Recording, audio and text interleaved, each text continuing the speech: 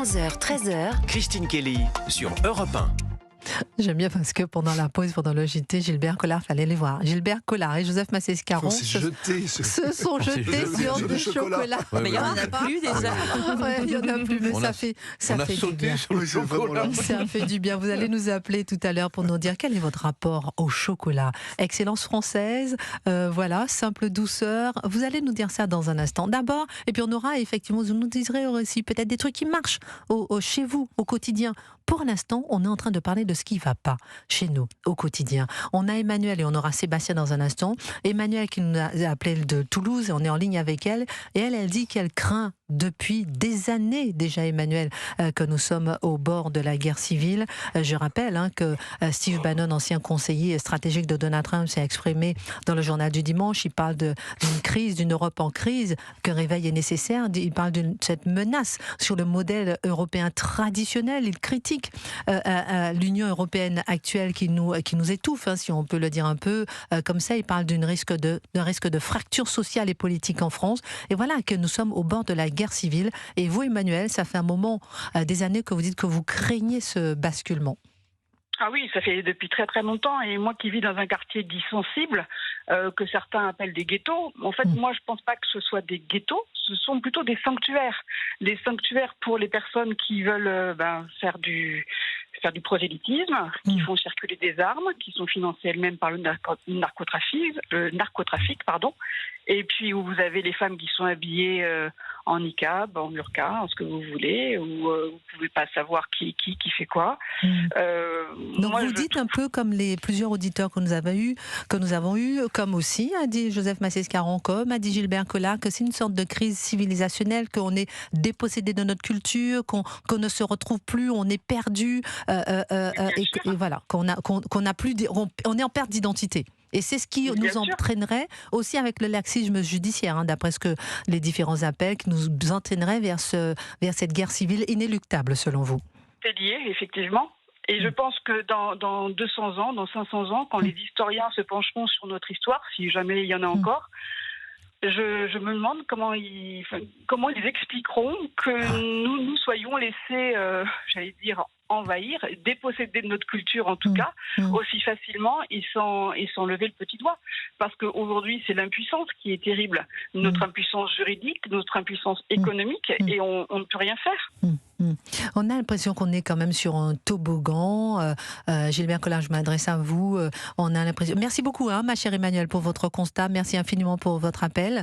Et on va continuer dans un instant. On aura Sébastien qui nous appelle de Paris. Gilbert Collard, Joseph Massescaron, avant de prendre Sébastien, on a l'impression qu'on est sur un toboggan et que rien ne peut empêcher effectivement cette chute. Lorsque j'entendais Emmanuel qui vient de nous expliquer qu'on a effectivement des problèmes judiciaires, des problèmes à tout niveau, et si effectivement il y a une sorte de dire qu'on est un peu envahi, les mots sont un peu forts, mais si on a une sorte d'invasion, c'est aussi parce qu'il y a eu des complicités. C'est pas aussi parce qu'il y a eu de l'aide, c'est aussi parce qu'il y a eu une lâcheté, il y a voilà. Ce qui domine, quand la guerre éclate en 40. Gilbert Collard sur Europe 1. Et qu'après, à la libération, des historiens, bien après, font le bilan. On se rend compte que pendant 7 ans, avant la guerre, on a eu des hommes et des femmes politiques, beaucoup d'hommes, très peu de femmes, qui n'y ont pas cru, qui n'ont pas réarmé, qui n'ont rien fait.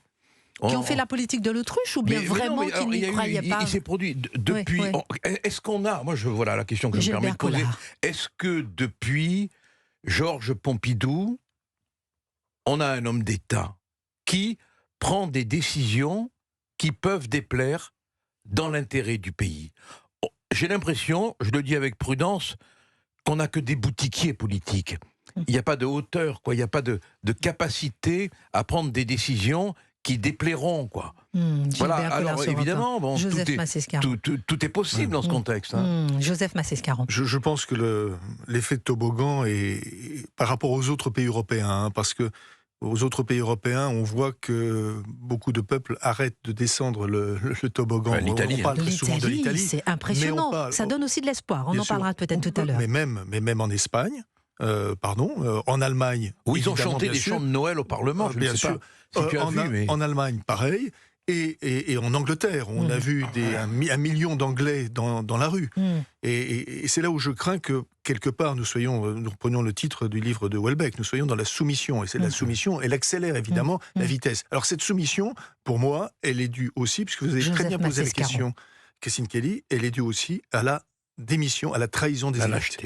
La trahison des élites. Il y avait autrefois le fameux livre de Benda sur la trahison des clercs. Là, c'est la trahison des élites. C'est-à-dire que vous êtes en train de me dire, messieurs, Gilbert Collard, Joseph Massescaron comme Emmanuel, vous êtes en train de me dire que s'il n'y a pas des élites qui prennent en main les choses, on est foutu. C'est-à-dire que le peuple lui-même ne peut pas se sauver sans une prise en main des élites, comme Giorgia Meloni, Joseph Massescaron. Le peuple ne peut pas aller contre les élites, parce qu'on voit bien parfois, lorsqu'il y a des décisions importantes qui sont prises et qui sont retoquées par le Conseil constitutionnel, donc le peuple ne peut pas aller contre les élites. Ne peut pas aller contre les élites. Gilbert Collard, Joseph Massescaron, Gilbert Collard maintenant. Le système Tocqueville, quand même, parle de démocratie autoritaire. Donc il avait parfaitement compris que la démocratie peut être fasciste. Voilà. Or aujourd'hui, il a été mis en place un système institutionnel oppressif. Tout est fait, regardez, l'Arcom, tais-toi, sinon je te suspends. Le Conseil constitutionnel, prends pas cette loi, je veux pas. Mais où est le peuple là-dedans? Où est la démocratie? Il n'y a plus d'expression populaire. On ne recourt pas au référendum, on est muselé, bâillonné. Alors on a courbé. Sébastien Gilbert Collard qui nous appelle, qui vient de s'exprimer, et on a Sébastien qui nous appelle de Paris. Bonjour Sébastien, quel regard portez-vous sur ce qui vient d'être dit? Bonjour. Bonjour Christine, bonjour Maître Collard, bonjour à Géraldine, bonjour à tout le monde. Bonjour. Une petite pensée à Colette aussi également. Oui, Colette, c'est la maman de Géraldine. Merci beaucoup de penser à elle. Vous êtes un fidèle, dites-nous tout. Je vous appelle parce que je voulais réagir par rapport à la question qui anime l'émission aujourd'hui, à savoir si on était proche de la guerre civile. Eh bien, écoutez, moi je pense que oui, c'est mon avis. Et si d'ici mai 2027, il n'y a pas effectivement un deuxième Naël 2.0, je pense que si d'aventure le RN pouvait passer au deuxième tour, je pense que ça va se passer. Non, ça coupe un petit peu. Vous dites que si le RN ne passe pas au deuxième tour, c'est ce qui peut se passer. Passe. Okay. Alors, si le RN était amené à passer au deuxième tour, je pense que les villes et les banlieues de la France seront à feu et à sang. Alors, à feu et à sang ou pas. On marque une pause et on revient. On revient avec Sébastien sur ce sujet. Et vous voulez réagir comme Sébastien, aucun problème, vous composez le 01 80 20 39. Au 24 décembre, réservé aux porteurs de la carte, modalité sur intermarché.com. Europe 1. Christine Kelly et vous. La suite à 12h15 sur Europe 1 et avant la pause. Chère Christine, nous étions avec Sébastien qui nous avait appelé au 01 80 20 39 21. Oui, nous sommes en train de parler, est-ce que nous sommes au bord de la guerre civile après les propos de Steve Bannon, ancien conseiller de Donald Trump, qui dit que la France est au bord de la guerre civile et qu'elle doit se prendre en main. Et Sébastien, vous étiez en train de nous expliquer que, donc on voyait déjà avec Gilbert Collard et Joseph Massescaron que rien ne peut se faire par le peuple seul, mais par les élites.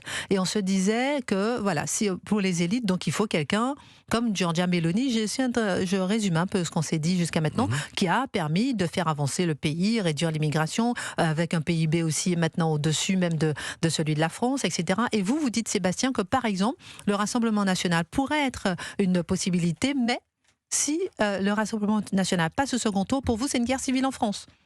Mais c'est inévitable. Ah bon? C'est inévitable. C'est ce que je pense.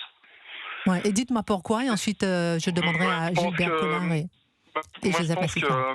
Je pense qu'ils n'accepteront pas les jeunes des cités, etc. Enfin, les gens qui sont, comment dirais-je, qui vivent en toute impunité dans les cités et qui font un petit peu ce qu'ils veulent, n'accepteront pas le fait qu'il puisse y avoir un président de ce parti politique. Voilà, tout simplement. Ouais, donc ils n'accepteront pas et ils vont. Vous pensez. Donc ça veut dire que vous êtes en train de nous dire qu'en amont, les gens vont se dire, voilà, je vote pas Rassemblement national, je ne trouve pas de solution, je ne cherche pas de solution, uniquement parce que j'ai peur des banlieues. J'ai peur de la révolte des banlieues. J'entends bien ce que vous dites. Gilbert Collard veut vous répondre. Oui, ça sera. Alors, écoutez, franchement, bon, je pense pas que je serai ministre de l'Intérieur, hein, mais en tout cas, si je l'étais, je peux vous dire que en peu de temps, l'ordre serait rétabli, hein, parce que. Donc, c'est-à-dire que vous êtes en train de nous dire que c'est possible. Oui, fortement, mais attendez, que... ça sera l'occasion de montrer aux banlieues qu'une autorité existe. Attendez quand même, on est capable d'envoyer des chars contre les agriculteurs, on est capable de déployer des hélicoptères, et on ne serait pas foutu d'aller mettre de l'ordre dans les banlieues. Non, mais il faut la volonté. Ce serait, oui, effectivement, ce serait l'occasion